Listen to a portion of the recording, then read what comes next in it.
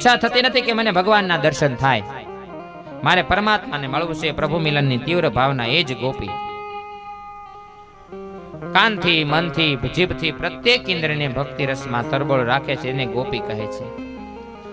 પ્રત્યેક ઇન્દ્રિયની ભક્તિ ફૂટે ત્યારે દેહાધ્યાસ છૂટે છે. ગો ઇન્દ્રિયાણી પાતી યતિ ગોપઃ. ઇન્દ્રિયોને ભક્તિ રસથી પુષ્ટિ કરવાની છે. વાસનાનો વિનાશ કર્યા બાદ પ્રેમ માર્ગમાં પ્રવેશ મળે છે ને પ્રેમ આપે છે. સર્વ વાસનાનો નાશ કરી પ્રતિકૂળ એવા સર્વ વિષયોમાંથી ઇન્દ્રિયોને હટાવી અનુકૂળ પરમાત્મા પ્રતિભાવ મળે છે.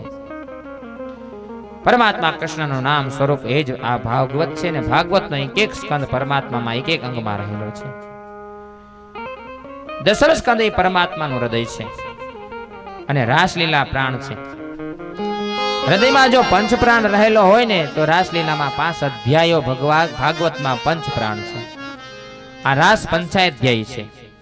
રાસ પંચાધ્યાયને ફળ પ્રકરણ કહે છે અને શ્રીધર સ્વામીએ કહ્યું કે રાસલીલા એ નિવૃત્તિ ધર્મનું પરમ ફળ છે. રાસલીલામાં સ્ત્રી અને પુરુષના મિલનની કથા નથી. ગોપી સ્ત્રી નથી અને પુરુષ કોઈ સ્ત્રી કોઈ પુરુષ નથી. કૃષ્ણ પૂર્ણ પુરુષોત્તમ પરમાત્મા છે. ગોપી શુદ્ધ જીવ છે અને રાસલીલા એ શુદ્ધ જીવ અને પરમાત્માના મિલનની કથા છે. આ જ ભાગવતનું ફળ છે. ભાગવતમાં વર્ણન છે કે ગોપીઓના શરીરનો પરમાત્માનો સ્પર્શ કર્યો નથી. જ્યારે શરીરનું ચિંતન અને સ્પર્શ થાય છે ત્યારે જ કામ આવે છે. સાધુ સંતો મળમૂત્ર ભરેલા શરીર સાથે રમતા નથી, તો પછી શ્રી કૃષ્ણ મળમૂત્ર ભરેલા શરીર સાથે થોડા રમે? રાસલીલાની કથા ગંગા કિનારે થઈ છે. કથાકાર સુખદેવજી મહારાજ છે. કેડે કંદોરો નહીં પણ લંગોટી હોય, જેને આખું જગત બ્રહ્મ રૂપે ભાસે, તેને માટે જ્ઞાનની છેલ્લી કક્ષામાં પહોંચ્યા પછી પણ કાંઈ રહેતું નથી. પરમાત્મા કહે છે કે સુખદેવજી મહારાજની જ્ઞાન નિષ્ઠા પરિપૂર્ણ છે. સરોવરમાં સુંદર દેવકન્યા અપ્સરાઓ સ્નાન કરે છે. સુખદેવજી મહારાજ ઉગાડી આંખે છતાં એમને ખબર પડે નહીં કે આ કોઈ સ્ત્રી સ્નાન કરે છે. સુખદેવજી મહારાજનું હૃદય ગંગા જેવું અતિ શુદ્ધ છે. આ રાસલીલામાં કોઈ કામ વાસનાની કથા નથી. શુદ્ધ હૃદયની શુદ્ધ પ્રેમની વાત છે આ રાસલીલામાં.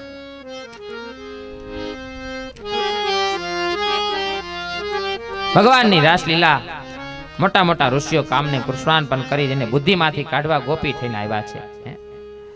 સૂર્યને અટકાવવાની શક્તિ હતી તેવા તપસ્વી વિશ્વામિત્રી પરાશર પણ કામને વશ કરી શક્યા નથી. એટલે કંટાળી ગયેલા ઋષિઓ ગોપી થઈને આવ્યા છે. કામ હવે શ્રી કૃષ્ણને અર્પણ કરશું. નિષ્કામ કૃષ્ણને અર્પણ કરેલા કામથી અમે પણ નિષ્કામ થઈશું. શ્રી કૃષ્ણનું ચિંતન કરનારને કામ અસર કરી શકશે નહીં. કૃષ્ણને કામ શું અસર કરી શકે? મોટા મોટા ઋષિ મુનિઓ ગોપીઓને થઈને આવ્યા. ગોપીઓ 4-5 વર્ષની હતી ત્યારથી એમની ઈચ્છા છે કે ભગવાન કૃષ્ણ એમના પતિ થાય. એ માટે ગોપીઓએ આ દિવસોમાં કાત્યાયની વ્રત કરેલ છે. હેમતે પ્રથમે માસે નંદવ્રજ કુમારિકા. 4-5 વર્ષની કન્યાઓ હોય અને કુમારિકા હોય. 6ઠું વર્ષ બેસે એટલે કુમારિકા ન કહેવાય. આ કન્યાઓ કાત્યાયની વ્રત કરે છે. હવિષ્વાનનું ભોજન કરે છે. યમુનાજીનું સ્નાન કરે છે. રેતીથી પાર્વતીની મૂર્તિ બનાવે છે. પાર્વતીજીનું બ્રહ્મ વિદ્યાનું સ્વરૂપ છે. તે પરમાત્મા સાથે મિલન કરાવે છે. પાર્વતીની સ્થાપના કરી પૂજા કરી પ્રાર્થના કરે છે કે અમારે પરમાત્માને મળવું છે, કૃષ્ણ સાથે એક થવું છે. આ 4-5 વર્ષની કુમારિકાઓ કન્યાઓ આશા રાખે છે કૃષ્ણ પતિ મળે. 4-5 વર્ષની કન્યાઓને ખબર શું હોય કે પતિ શું પત્ની શું? 4-5 વર્ષની દીકરીઓને શું ખબર હોય પત્ની શું પતિ શું? કૃષ્ણ પતિ મળે એવી અપેક્ષા રાખે છે. એનો અર્થ એ છે કે કોઈ સાથે મારો સંબંધ થાય નહીં, પણ મારે પરમાત્માને મળવું છે, પરમાત્મા સાથે એકરૂપ થવું છે. ભક્તિનો રંગ યુવાનીમાં લાગવો જોઈએ. ભક્તિનો રંગ વૃદ્ધાશ્રમમાં લાગે ને એ ઠીક છે, ઉત્તમ નથી. જેને વૃદ્ધાશ્રમમાં ભક્તિનો રંગ લાગે છે ત્યારે યુવાવસ્થામાં ભોગવેલા કામ સુખોનું એનું સ્મરણ થાય છે. વૃદ્ધાવસ્થામાં ભક્તિનો રંગ ન લાગે તો પારકી પંચાયત કરવાની ઈચ્છા થાય.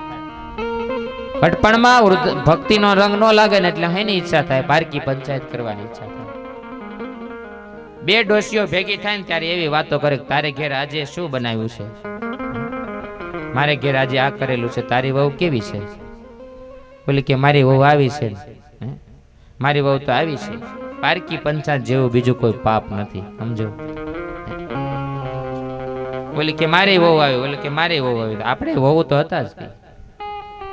વાળ ધોળા થયા પછી ખૂબ માળા ન કરે એનું કાળજું વધારે કાળું થાય છે. આ દુઃખદ છે. ગોકુળમાં એક વૃદ્ધ ગોપી હતી. એને ગોપીઓની મૂર્છાની વાત સમજાતી નથી. એ બેઠી બેઠી વિચાર કરે કાંઈ ગડબડ જેવું છે. આ છોકરીઓને મૂર્છા આવે છે અને કનૈયો કાનમાં કંઈક મંત્ર બોલે તેથી એની મૂર્છા વળી જાય છે. માટે કપટ કરીને મારે આ મંત્ર જાણવો છે. એટલે ઘરના માણસોને કહી રાખ્યું કે મને મૂર્છા આવે ને ત્યારે કનૈયાને બોલાવજો. ડોશીને નખરો કર્યો. ઘરનું કામકાજ કરતા ઢોંગ કરીને નીચે પડી જાય છે અને બહુ કૃષ્ણ પાસે જઈને બધી વિગતવાર વાત જણાવે છે. કનૈયો કે જેના વાળ સફેદ થયા હોય ને એના ઉપર મારો મંત્ર ન કામ કરે, જેના વાળ ધોળા થઈ ગયા હોય ને એના ઉપર મારો મંત્ર કામ. બીજાને બોલાવો. ગોપી કે કનૈયા તારે જ આવવું પડશે. છેવટે કનૈયો તેને ઘેરે જાય છે. હવે ડોશીને જોઈને કહે આને તો ભૂત વળગ્યું છે, લાકડી લઈ આવો, આને ભૂત વળગ્યું છે. કનૈયાએ લાકડી વડે જોરથી 2-3 ફટકા મારે ને ડોશી ત્યાં સહન થયું નહીં અને બોલી મને મારો નહીં, મને મૂર્છા આવી નથી, હું તો ઢોંગ કરું છું. કનૈયો કે ભૂત એમ જ બોલે. ડોશીને સારા પ્રમાણમાં મેથી પાક સખાડાયો. મનુષ્ય વૈષ્ણવનો પહેરે અને અંદર કામ ક્રોધ સંગ્રહ હોય માર જ ખાવો પડે ને.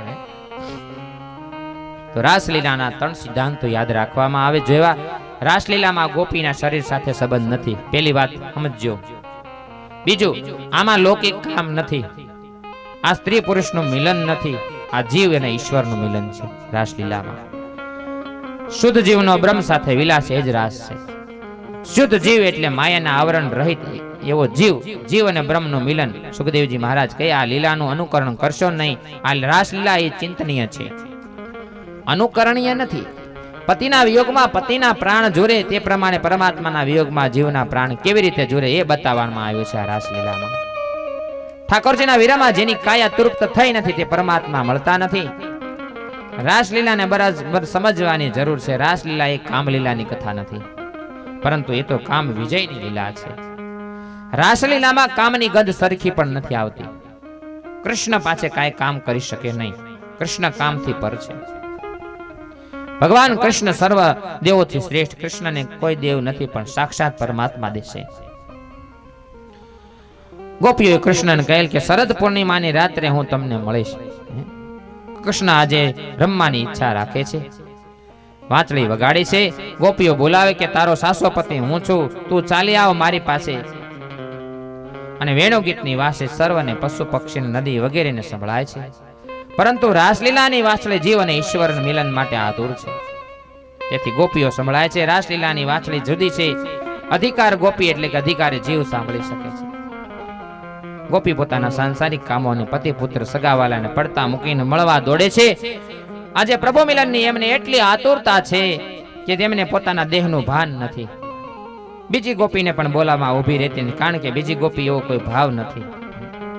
કનૈયો જે ગોપીનું નામ લઈને બોલાવે છે, વાંસળી વગાડીને બોલાવે છે, તે ગોપી વાંસળી સાંભળે છે અને દોડે છે. તરત બધું પડતું મૂકીને દોડે. એની આતુરતા અને તન્મયતા દર્શાવતા સુખદેવજી મહારાજ કહે છે કે કેટલીક ગોપીઓ ગાયો દોહતી હતી, બધું મૂકીને દોડવા લાગી. વાંસળીનો અવાજ સાંભળી અધૂરી મૂકી ગઈ. ગાયો દોવાનું છોડીને દોડવા માંડી છે. એક ગોપી ઘરમાં લીપવાનું કામ કરે છે. એના હાથમાંથી સાણના ખરડાયેલા હાથ છે, એ સાણ વાળા હાથ કરે, સાણ હેઠું મૂકીને દોડવા લાગી છે, હાથ ધોયા વિના. એક ગોપી ઘરમાં આંખે મેષ આંજી રહી હતી. કનૈયાને વાછળી સાંભળીને ઉતાવળમાં આંખમાં મેષ આંજવાને બદલે ભૂલથી કંકુ આંજીને દોડવા લાગે છે. એક ગોપી વસ્ત્રો તથા અલંકારો આડા આવળા પહેરીને કૃષ્ણ પાસે પહોંચવા દોડે છે. એક ગોપી શૃંગાર કરીને વાછળી સાંભળીને શુદ્ધ બુદ્ધ ભૂલીને ચંદ્રહાર ગળામાં પહેરવાને બદલે હાથમાં પહેરીને દોડવા લાગી છે. આ રાસલીલામાં જો લૌકિક કામની વાત હોય ને તો ગોપીઓ શૃંગાર કરીને ઠીક અને શણગાર કરીને જાય, આભૂષણ પહેરીને કૃષ્ણ પાસે જાય.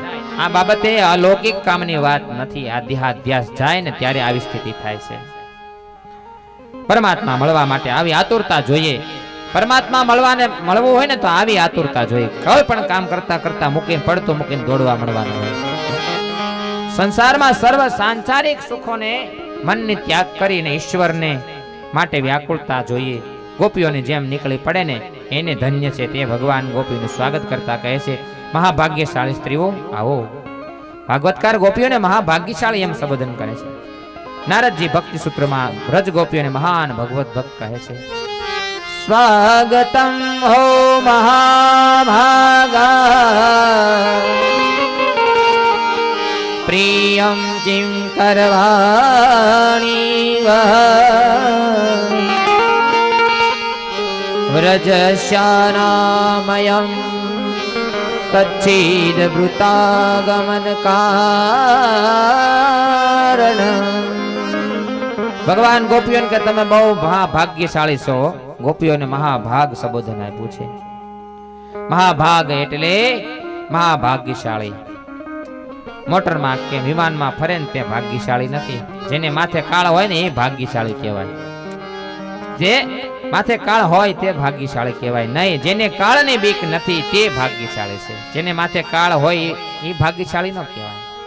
આવું પધારો જય શ્રી રામ. સંસારના બધા વિષયો છોડીને પ્રભુ પ્રેમ માટે દોડે એ ભાગ્યશાળી છે.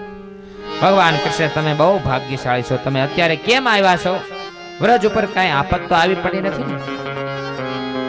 વ્રજમાં સૌ કુશળ તો છે ને? રાત્રિના સમય ઘોર જંગલમાં સ્ત્રીઓએ રહેવું ન જોઈએ. આ રળિયામણી રાત્રિ છે. તમે વૃંદાવનની શોભા જુઓ, પછી તમે ઘેર જાઓ. તમારા પતિ પુત્રો તમારી રાહ જોતા હશે. આવો બધા જય સિયારામ. જય સિયારામ.